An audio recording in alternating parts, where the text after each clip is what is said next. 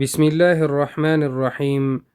دا د 21مې سپارې څلورم درس دی او د احزاب سوره چې 33مه سوره ده د څلورم نه تر شلم نمبر آیت ورسره اتمان ولولئ چې بهتره پې پوه شئ.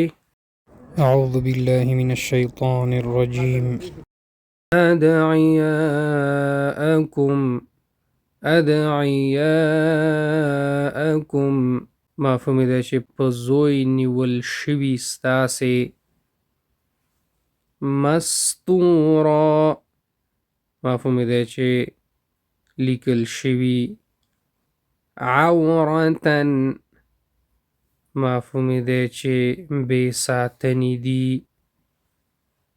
من اقطارها مفهوم دی چې له طرفونو د دې یسیرا لگ المعوقین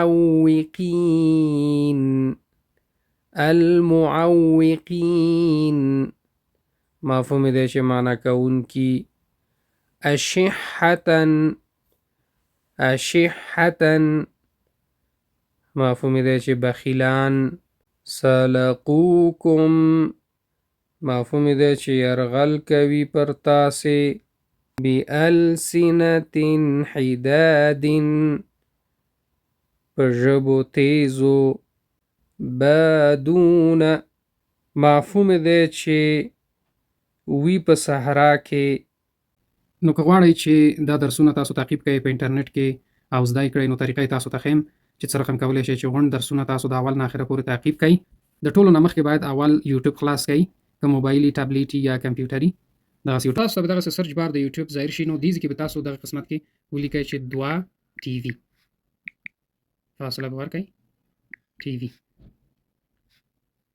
نو بیا به سرچ کړئ. دوا ټي وي چې ولیکل سرچ نه بعد دغه تاسو ګورئ، زه به تاسو ته راښه کړم دا به تاسو سلیکټ کړئ، دا به تاسو اوکې کړئ. صحیح ده، دا هم چې اوکې که دوا ټي وي چینل تاسو ته خلاص شو. نو مهمترین بخش چې دی دغه دی سبسکرایب. د سبسکرایب بټن له به فشار ورکئ چې سبسکرایب شي. دغه دی سبسکرایب، دا اوس سبسکرایب شو. بعد د دې نه چې دا سبسکرایب هم که نو دا ډیر مهم ځکه دی سبسکرایب چې تاسو ته به همیشه د دې معلومات راځي، کومه ویډیو چې د درس باره کې راځي نو تاسو ته حتما معلومات راځي چې نوې ویډیو راغلې، تاسو کولی شئ خپل درسونه تعقیب کړئ. نو دې نه بعد به موږ پلی لیست سلیکټ کړو.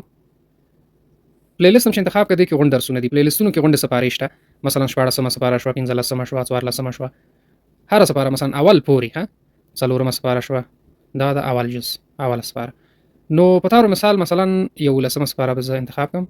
اوس دې کې چې دي دا درسونه دي، مثلا هر درس چې تاسو ته کاري، مثلا دویم درس دی، مثال دا دویم درس دی.